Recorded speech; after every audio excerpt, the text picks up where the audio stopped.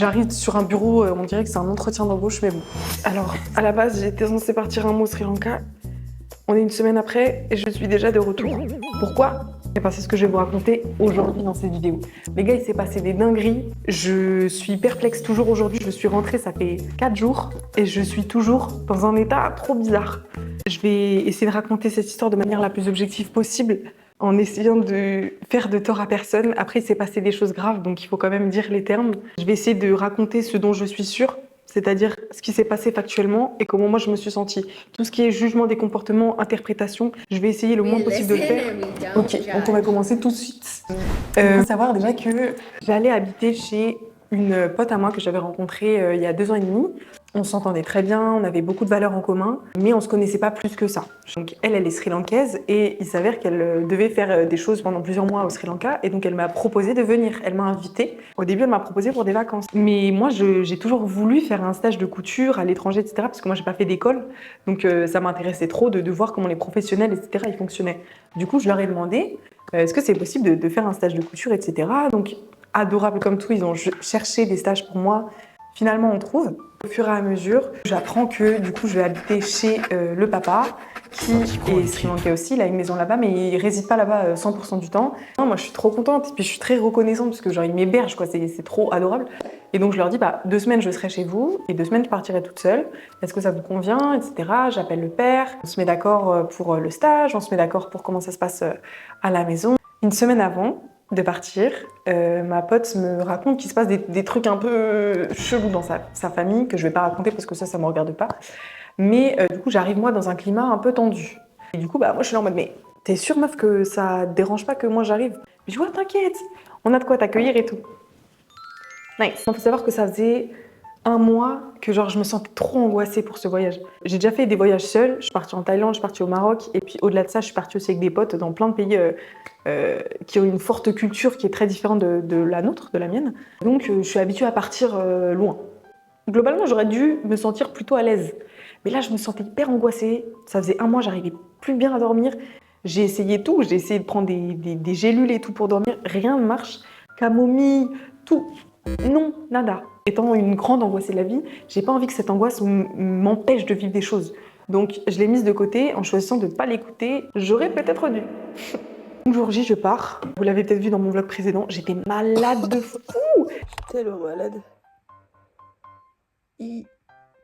Les vols étaient horribles parce qu'en plus, quand on atterrissait, du coup, comme mes sinus étaient remplis, j'avais les oreilles tout là, c'était bouché. Mes oreilles sont restées bouchées vraiment tout le long de mon séjour. Et en plus, là, en plein milieu du trajet, donc en avion, donc moi je suis à Abu Dhabi à ce moment-là, en escale, réglé, premier jour. Nice, comme si j'avais besoin de ça. Comme beaucoup de femmes, j'ai des règles ultra douloureuses. Donc je suis à premier jour de règles, je suis en souffrance, les gars. Je suis à l'étranger, je suis seule. Je suis pas du tout dans ma zone de confort. Je suis pas ni physique ni mentale. Heureusement, j'avais des médicaments, je les prends. Ça va un peu mieux, mais je suis vraiment dans un état, vous voyez, je suis pas à l'aise, quoi. Je suis pas bien, j'ai peur, je suis angoissée, je suis malade. J'ai mes règles, chiant. J'ai atterri enfin au Sri Lanka après 14 heures de voyage. Tout s'est bien passé, la douane, tout se passe bien. Je récupère ma valise et du coup, j'envoie un message à ma pote parce qu'on s'était mis d'accord sur le fait qu'elle venait me chercher. Donc, je lui envoie un message, je lui dis « Ouais, je suis là et tout, t'en es où, toi ?» Elle me dit « J'arrive dans 1 heure. » On rappelle mon état, à ce moment-là, je suis malade, sous premier jour de règles, et vraiment angoissée. Sur le moment, j'étais saoulée. Bref, elle me dit finalement qu'elle aura 1h30 et moi, j'étais vraiment pas bien. J'étais en mode « Ah, putain !» Je me sentais pas à l'aise. Mais bon, tranquille, je prends mon livre et tout, ma pote arrive, et elle me dit qu'elle doit faire plein de trucs et tout, machin. Donc finalement, j'ai atterri à 15h20, mais on est arrivé chez elle à 20h. Ça déjà, ça m'a pas mis dans des meilleures conditions. Mais j'arrive, je suis contente d'être là. Franchement, premier jour, du coup, comme je l'avais dit dans le vlog, je me pose. Savoir aussi qu'on dormait dans la même chambre avec ma pote. C'est vrai que moi, je suis plus habituée à avoir mon confort. Et c'est quelque chose que je préfère aussi parce que j'ai vraiment besoin, quand je suis pas dans ma zone de confort de base, c'est-à-dire là, dans un pays complètement étranger, avec une culture étrangère, avec une pote que je connais pas si bien, j'ai vraiment besoin d'avoir mon endroit. Mais bon, je me dis, elle m'accueille et je vais pas faire la grosse relou, genre, et la meuf est ingrate. Donc tranquille, on dort dans la même chambre, dans le même lit, ok, soit. C'est une chose, merci de m'accueillir, franchement, on m'offre l'hospitalité, c'est génial, sans contrepartie financière. Donc là, je suis en mode, waouh, ok, vraiment, c'est très adorable, j'étais très reconnaissante. Les jours avancent, chacun fait un peu sa vie. Moi, je suis en observateur, je suis en exploratrice, tu vois. Petit détail qui va être important pour le futur, le papa n'avait pas de carte SIM ni de data, donc on ne pouvait pas le contacter quand il était en dehors de la maison. On arrive au jeudi, et le jeudi, il faut savoir que ma tutrice de stage, elle va au temple parce qu'elle est bouddhiste. Donc à 16h, elle me dit « Margot, faut que tu tailles ». Ce jour-là, le papa, il avait un rendez-vous quelque part, et donc il disait qu'il ne devait pas rentrer avant 17h30. Le 17h30 s'est transformé en 18h30, donc je me dis « Bon, ok, je vais aller à la plage, solo, c'est vraiment être seule, je kiffe, donc vraiment c'est tranquille, je préviens ma pote. Et là, j'arrive à la plage, et il faut savoir que je n'avais pas vécu de discrimination ou de regard particulier depuis que j'étais arrivée, mais là, c'était une plage locale. Et avant la plage, il y avait un petit parc où il y avait plein de gens et tout, qui étaient tous assis ensemble, ils étaient en groupe quoi. Et donc moi j'arrive, et là, vraiment les gars, un film, tout le monde se tourne vers moi. J'avoue, je suis en mode, bon bah, hi guys. Et là, il y a deux meufs, elles me pointent du doigt en mode, ah. Et moi j'étais en mode, ah oui d'accord, on en est là. D'accord. Donc je fais quoi? Je mets mon casque, ma couverture, ma bulle, je mets une petite musique, j'ai sûrement mis du Beyoncé, je vous mens pas pour me sentir un peu, voilà. Mais bon, je me dis tranquille, la Nike on passe au-dessus, c'est normal. T'arrives dans un pays, c'est pas le tien, les gens ils ont pas forcément l'habitude de voir beaucoup de blancs, tranquille, tu vois, c'est normal aussi, il fallait t'y attendre. On m'avait prévenu en plus, donc soit. J'arrive sur la plage, et là, il y a 3 chiens qui viennent avec moi sur la plage. Tout se passe bien, je les caresse et tout, mais je fais attention de les caresser que d'une main, parce que je sais que les chiens là-bas vont avoir la rage, donc je fais gaffe, je les caresse que d'une main, comme ça je me dis de l'autre main je tiens mon tel, et je contamine pas, il n'y a pas de contamination, ok, tranquille. Le temps passe, je suis toujours avec les chiens, ils me suivent, franchement ils me kiffent. En fait, ils ont reconnu la gentillesse de l'âme, tu vois. Et là, d'un coup, il y a un chien, il s'excite, je ne sais pas ce qui lui passe par la tête, il commence à vouloir me mordre. D'abord, il mord mon sac, ensuite, il essaye de choper ma cuisse. Changement de comportement comme ça, moi, je me suis dit, le gars, il a la rage. Mon gâté, éloigne-toi de moi, en fait. Moi, je ne veux pas avoir tes salades, tes bêtises. Donc là, je commence un peu à paniquer parce que le chien, il me poursuit vraiment. Genre, je me fais chasser et je me dis, non, mais les gars, c'est la honte, là. Et là, il y a des gars qui jouent sur la plage qui, bien gentiment, chassent les chiens. Donc, on parle en anglais dans le texte. Je leur dis, mais vous savez pourquoi ils ont fait ça? Genre, qu'est-ce qui se passe et tout? Et là, il y a un des gars, il me dit, non, mais c'est parce que t'es différente. Mmh. En anglais, il m'a dit, it's just because you look different.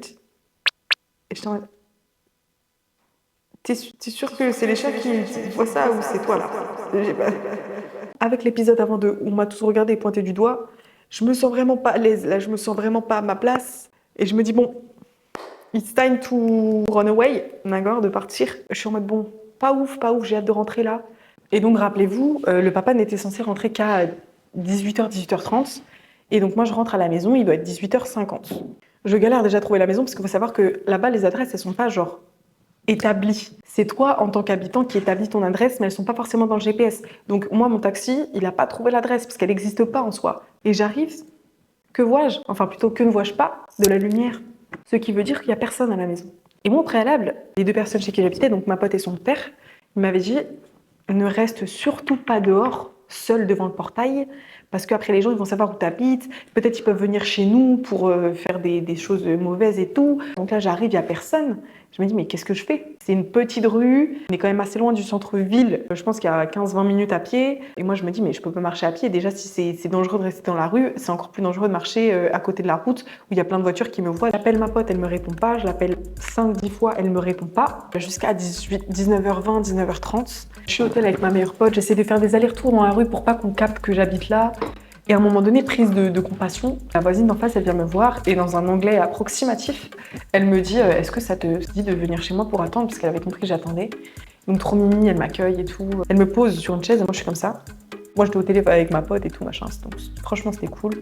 Le papa rentre, je vais dans la maison et là, il m'engueule. Il me dit « Mais je t'avais dit de pas rester dans la rue toute seule. En plus, je veux pas avoir de contact avec les voisins. Pourquoi t'es allée chez les voisins ?» Et donc là, moi je suis un peu... Déjà, j'ai passé une journée de merde, donc j'étais vraiment émotionnellement pas capable de répondre. Je suis maintenant dans un état où je me sens bien et tout. J'aurais dit, mais écoutez, c'est vous qui m'avez dit que vous rentriez à cette heure-là, j'ai pas de moyen de vous contacter, moi j'ai fait tout ce que vous avez dit. Quel est le problème en fait? Je suis allée me réfugier chez les voisins parce que je me sentais pas en sécurité, je pouvais rien faire d'autre. Genre, eux, ils ont fait ce que vous avez pas pu faire pour moi, me mettre en sécurité. Donc à un moment donné, pourquoi tu m'engueules moi?